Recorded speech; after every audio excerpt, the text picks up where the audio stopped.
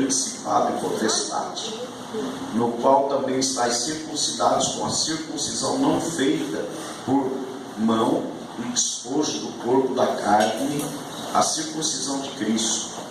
12. Todos vocês bem forte, 1, 2 e já.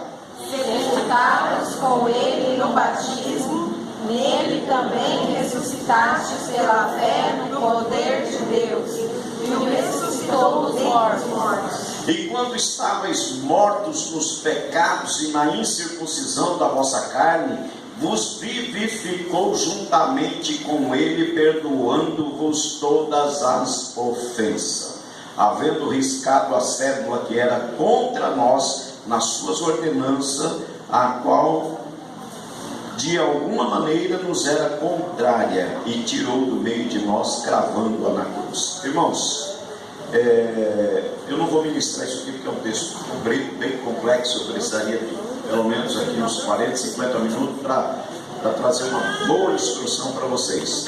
Eu já ministrei isso aqui no passado, no outro batismo. Então hoje eu só quero dar uma palhinha com vocês. Olha bem, vocês que já se batizaram e vocês que vão se batizar, e você que ainda não se batizou e deseja chegar lá também. Nós vamos ter o batismo no final do ano. Aí diz o Senhor: que estáis perfeito nele, que é a cabeça de todo principado e potestade.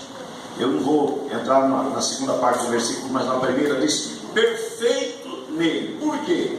Porque quando o pecado entra no mundo, lá no Éden, o homem perdeu a perfeição, o homem perdeu a comunhão.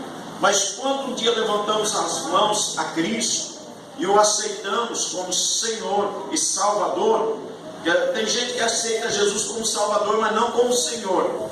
Jesus se torna o Salvador dele, mas não tem autoridade, domínio e governo sobre a vida dele, porque ele é o tipo de pessoa que mesmo na igreja ele faz o que ele quer, ele não faz a vontade do seu Senhor. Então aqui eles perfeitos e maduros nele. Não é maduro, estáis perfeitos nele.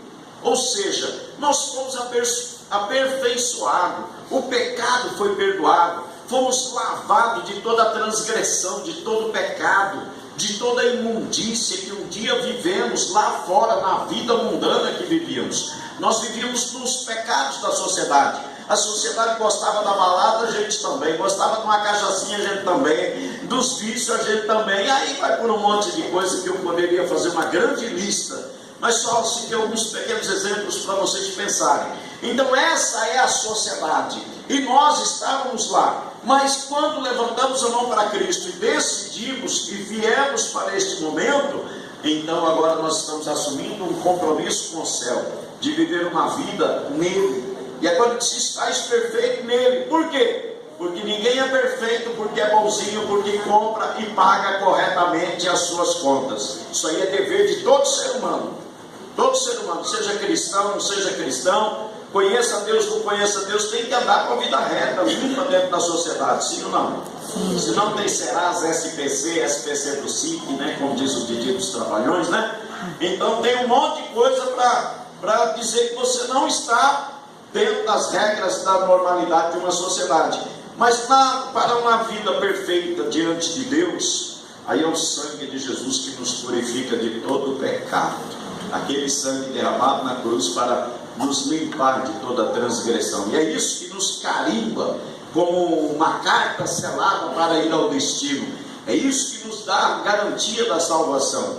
Então agora no versículo 11, ele vai dizer: no qual também estáis circuncidado, com a circuncisão não feita por mão, no despojo do corpo da carne, a circuncisão de Cristo. Ele diz que nós não fomos circuncidados com a circuncisão feita pela mão de um ser humano. Por quê? Porque no tempo do Abraão, na lei de Moisés, Deus ordenou a Abraão que circuncidasse ele e também Isaac e todos os que viviam na lei. Então era obrigado a pegar a criancinha com 8 anos, levar no templo, puxar aquela pele do pipi e cortar aquela pele do pipi do menino. Então isso é circuncisão da carne. Abraão teve que fazer isso, era um sinal de Deus colocado neles, nos judeus, no povo de Deus. Então, agora, nós não fomos circuncidados com a circuncisão da carne, nós fomos circuncidados no coração. Nós recebemos o Senhor em nós, para mudar a nossa vida de dentro para fora. Aquele que era mentiroso não mente mais, aquele que era trambiqueiro não é mais, aquele que era mal pagador agora compra e paga as suas contas, aquele que falava mal da vida alheia agora não fala. Enfim, é um monte de coisas que a gente podia relacionar a isso, que foi a transformação feita por essa circuncisão, ou seja, os pecados foram arrancados de nós, porque nós entendemos ele através da palavra. Não tem como entender ele se não for através da palavra. E aí a gente deixou de ser aquela pessoa para ser uma nova pessoa em Cristo. E aí ele vai dizer aqui, sepultados com ele no batismo. Naquele momento que a pessoa desce a água, isto é simbólico do que aconteceu com Cristo.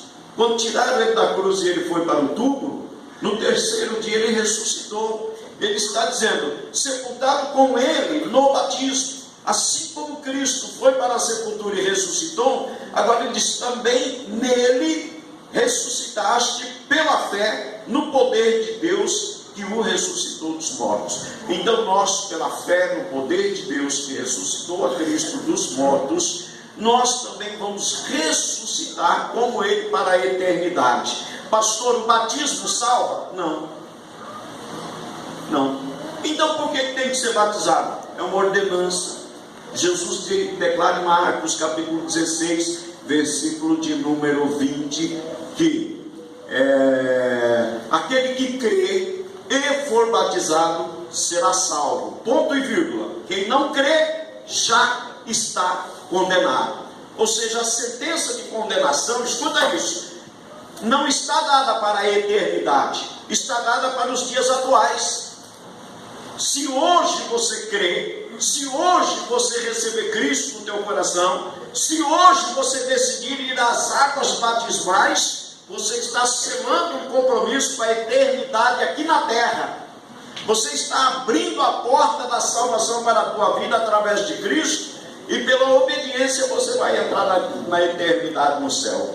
Então, amados, sepultados com ele no batismo, também nele ressuscitaste pela fé no poder de Deus que o ressuscitou dos mortos. Então nós éramos essas pessoas iguais aos outros. Agora a diferença é que nós decidimos receber Cristo, receber o perdão, receber a limpeza que ele pode fazer em nós, e decidimos deixar a vida de pecados que levávamos para agora viver uma nova vida em Cristo.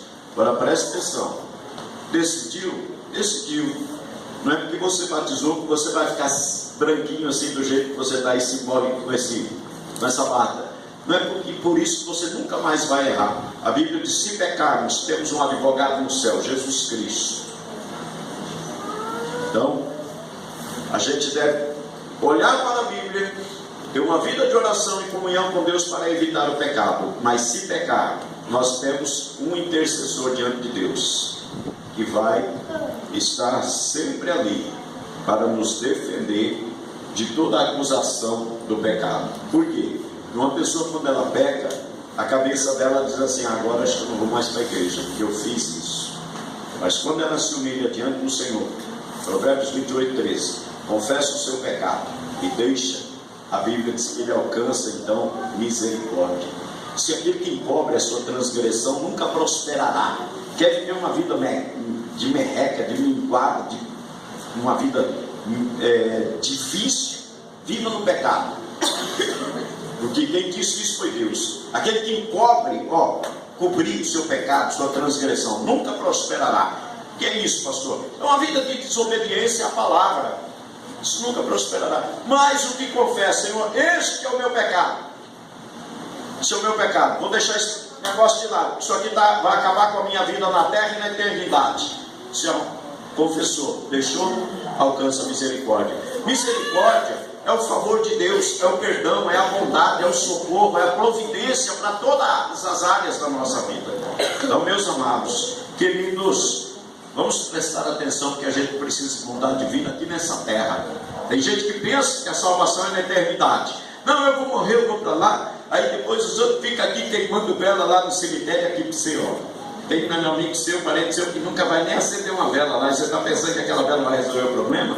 É porque eu estou precisando de luz lá na escuridão, está ferrado, porque luzinha acendida ali, a vela apaga e não resolve. Jesus, eu sou a luz do mundo, e aquele que me segue não andará em trevas. Sabe o que significa luz? Conhecimento, entendimento. A luz agora entrou em mim, e essa palavra está transformando a minha vida, e eu estou ficando melhor do que eu era. Eu estava perdido, mas fui achado por Ele, e agora a minha vida transformada por Ele, preparada nessa terra para entrar na eternidade no céu. Você concorda com isso? Diga graças a Deus. Graças a Deus. Olha lá, e quando estávamos mortos nos pecados e na incircuncisão da vossa carne, vos vivificou juntamente com Ele, perdoando-vos as vossas ofensas. Quando estávamos mortos na incircuncisão da nossa carne, ou seja, ó, Ele não tinha entrado aqui, a gente tinha raiva dos outros, mágoa dos outros, não perdoava os outros, queria ver a desgraça dos outros, ficava esperando alguém se embaraçar na vida para a gente fazer o quê? Bem feito, foi bom, gostei. Sabe o que a Bíblia fala em Provérbios? Aquele que se alegra com o mal do seu próximo. Falhou aqui, não vou conseguir lembrar. Alguém lembra aí? Pode me ajudar? Sempre já assisti isso de um monte de vezes. É melhor a pessoa que diz bem feito. Bem feito, eu não falei? Bem feito. Você não pode ter essa atitude.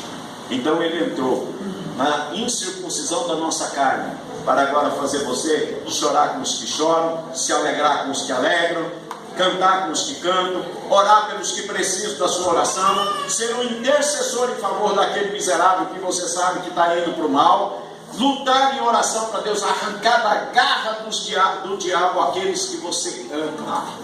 Foi para isso que Ele chamou, para que você agora tivesse um entendimento novo, uma mente nova, e pudesse compreender a diferença entre uma vida na igreja e uma vida lá no meio da sociedade. E agora essa vida da igreja, ela nos leva ao meio da sociedade. Para quê? Para ensinarmos o caminho que Jesus nos ensinou, para pregar para eles o perdão e a remissão do pecado que só Jesus Cristo pode dar. Amém. Amém. Amém. Amém. Amém. Amém. Eu vejo que vocês gostam que eu falo filho, mas ó, papaizão fez um baixinho aqui que fala grosso.